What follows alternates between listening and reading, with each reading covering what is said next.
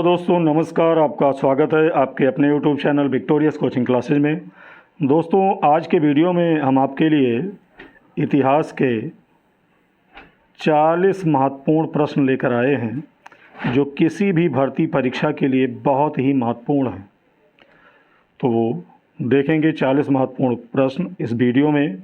और वीडियो शुरू करने से पहले आपसे अवश्य कहेंगे कि यदि आप चैनल पर पहली बार विजिट कर रहे हैं और चाहते हैं कि महत्वपूर्ण कंटेंट आपको आगे भी मिलती रहे, तो चैनल को सब्सक्राइब कर लीजिए और वीडियो को लाइक कर दीजिए और ज़्यादा से ज़्यादा अन्य ग्रुपों में शेयर कर दीजिए, जिससे अन्य अभ्यर्थियों को भी इसका लाभ मिलता रहे। तो आइए शुरू करते हैं। पहला प्रश्न है, सुलभ सूत्र किस विषय से संबंधित है? तो ये संबंधित है ज्यामिति से, याद रखेंगे, पूछा जाता है।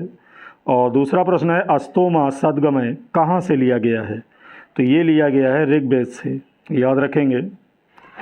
अगला प्रश्न है, आर्य बाहर से आकर सर्वप्रथम कहाँ बसे थे? तो ये बसे थे पंजाब में। और प्रश्न नंबर 4 की बात किया जाए तो ऋग्वेद का कौन सा मंडल पूर्णतः सोम को समर्पित है? काफ़ी इंपॉर्टेंट क्वेश्चन है। तो आपको बता दें कि ऋग्वेद का 9वां मंडल पूर्णतः सोम को समर्पित है, याद रखेंगे। उसी क्रम में अगला प्रश्न है कि प्रसिद्ध गायत्री मंत्र किस पुस्तक में है? तो जो गायत्री मंत्र है ये आपके ऋग्वेद में है। और प्राचीन भारत में निंक नाम से किसे जाना जाता है? तो निंक नाम से स्वर्ण आभूषणों को जाना जाता था, याद रखेंगे। अगला है, योग दर्शन का प्रतिपादन किसने किया था? देखिए, दर्शन पर निश्चित रूप से प्रश्न पूछे जाते हैं। तो योग दर्शन का प्रतिपादन किसने किया था? तो ये किया था पतंजलि ने। और उपनिषद किस पर आधारित है? तो उपनिषद जो आपका है ये दर्शन पर आधारित है, याद रखेंगे। अगला प्रश्न है, महाभारत का दूसरा नाम क्या है? तो महाभारत का दूसरा नाम है जय संहिता। और अगला प्रश्न है, विश्व का सबसे बड़ा महाकाव्य कौन सा है? तो विश्व का सबसे बड़ा महाकाव्य है महाभारत, याद रखेंगे। और दोस्तों, अगले प्रश्न पर आने से पहले आपसे एक बार और कहना चाहेंगे कि यदि वीडियो आपको महत्वपूर्ण लग रहा है तो ज़्यादा से ज़्यादा अन्य ग्रुपों में अवश्य शेयर कर दीजिए। और आगे भी चाहते हैं कि ऐसे ही महत्वपूर्ण कंटेंट के वीडियो आपको मिलते रहें तो चैनल को सब्सक्राइब कर लीजिए। अगला प्रश्न देखते हैं। अगला प्रश्न है कि बौद्धों की रामायण किस ग्रंथ को कहा गया है? तो बौद्धों की रामायण जो है ये बुद्धचरित को कहा गया है, याद रखेंगे। और बुद्धचरित की रचना किसने की थी? ये भी पूछा जाता है। तो ये किया था अश्वघोष ने। अगला प्रश्न है, महाविभास शास्त्र के रचयिता कौन हैं? तो इसके रचयिता हैं वसुमित्र जी।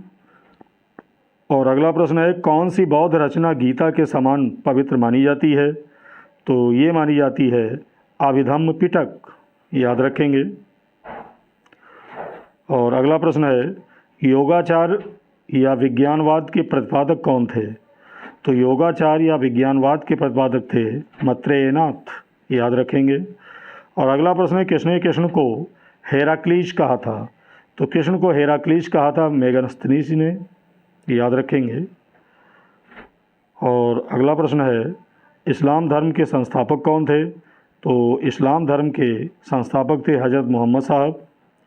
और इनका जन्म भी पूछा जाता है। तो अगला प्रश्न है, मोहम्मद साहब का जन्म कब और कहाँ हुआ था?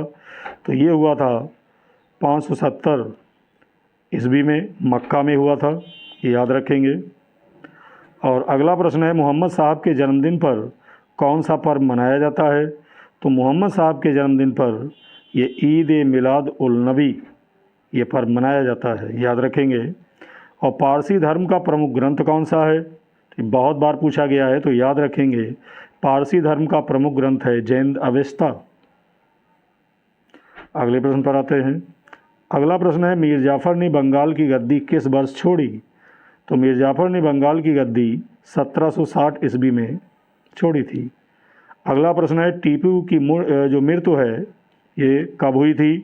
तो टीपू सुल्तान की मृत्यु हुई थी 1799 ईस्वी में, याद रखेंगे। अगला प्रश्न है, गुलाम वंश को और किन नामों से जाना जाता है? तो गुलाम वंश को इलवारी, ममलुक तथा दास वंश इन नामों से भी जाना जाता है, याद रखेंगे। अगला प्रश्न है, दिल्ली का पहला तुर्क शासक किसे माना जाता है? तो दिल्ली का पहला तुर्क शासक माना जाता है कुतुबुद्दीन ऐबक को, याद रखेंगे। और अगला प्रश्न है, किसकी मृत्यु के बाद कुतुबुद्दीन ने स्वयं को लाहौर का स्वतंत्र शासक घोषित किया? तो ये मोहम्मद गोरी की मृत्यु के बाद कुतुबुद्दीन ने स्वयं को लाहौर का स्वतंत्र शासक घोषित किया था, याद रखेंगे। अगला प्रश्न है, किस सेनापति की मदद से कुतुबुद्दीन ने बंगाल को अपने अधीन किया? तो याद रखेंगे, ये सेनापति थे कैमाजी रूमी। और अगला प्रश्न है, कुतुबुद्दीन ने बंगाल का सूबेदार किसे नियुक्त किया था? तो याद रखेंगे, अली मर्दन खां। इंपॉर्टेंट प्रश्न है, यानी कुतुबुद्दीन ने बंगाल का सूबेदार अली मर्दन खां को नियुक्त किया था। अगला प्रश्न है, कुतुबुद्दीन ऐबक को उसकी उदारता की वजह से क्या कहा जाता था? तो उसको कहा जाता था लाख बख्श। और अगला प्रश्न है, कुतुब मीनार किसने बनवाया? तो कुतुब मीनार बनवाया था कुतुबुद्दीन ऐबक ने, याद रखेंगे। और अगला प्रश्न है, कुतुब मीनार की ऊंचाई कितनी है? तो कुतुब मीनार की ऊंचाई है 234 फुट, याद रखेंगे। अगला प्रश्न है, दिल्ली में कुब्बतुल इस्लाम मस्जिद और अजमेर में 2.5 दिन का झोपड़ा किसने बनवाया? तो ये बनवाया था कुतुबुद्दीन ऐबक ने, याद रखेंगे। और अगला प्रश्न है, ऐबक का मकबरा कहाँ स्थित है? तो कुतुबुद्दीन ऐबक का मकबरा ये स्थित है लाहौर में, याद रखेंगे। अगला प्रश्न है, कुतुबुद्दीन ऐबक की मौत के बाद किसे दिल्ली का शासक बनाया गया? तो कुतुबुद्दीन ऐबक की मौत के बाद बहुत अल्प समय के लिए ये दिल्ली का जो शासक है ये आराम शाह को बनाया गया। और अगले प्रश्न पर आते हैं, इल्तुतमिश को किसने शासक बनाया? तो इल्तुतमिश को दिल्ली के अमीरों ने शासक बनाया था, याद रखेंगे। अगला प्रश्न है, दिल्ली की गद्दी पर बैठने से पहले इल्तुतमिश क्या था? बहुत बार पूछा गया है। तो इल्तुतमिश ये बदायूं का सूबेदार थे और साथ ही साथ आपको बता दें कि वह इलबारी तुर्क था, याद रखेंगे। और अगला जो क्वेश्चन है काफ़ी इम्पॉर्टेंट है। तो प्रश्न है, तुर्कान ये चहलगानी क्या है? तो याद रखेंगे, तुर्कान ये चहलगानी 40 तुर्क सरदारों का एक दल था और इसे इल्तुतमिश ने बनाया था, याद रखेंगे। अगला प्रश्न है, इल्तुतमिश के शासनकाल में किसने पश्चिम भारत पर आक्रमण किया? तो इल्तुतमिश के शासनकाल में पश्चिम भारत पर जो आक्रमण किया था ये किया था मंगोल शासक चंगेज खां ने, याद रखेंगे। और अगला प्रश्न है, इल्तुतमिश ने किसे बंगाल का गवर्नर नियुक्त किया?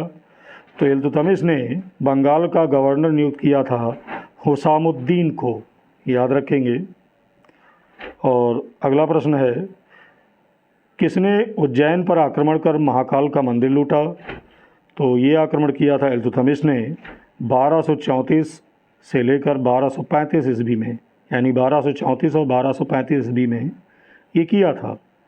और अगला और आखिरी प्रश्न है दोस्तों कि इल्तुतमिश ने कौन सी व्यवस्था लागू किया था? तो इल्तुतमिश ने एकता व्यवस्था लागू किया था, काफ़ी बार पूछा गया है। तो ये थे दोस्तों 40 महत्वपूर्ण प्रश्न।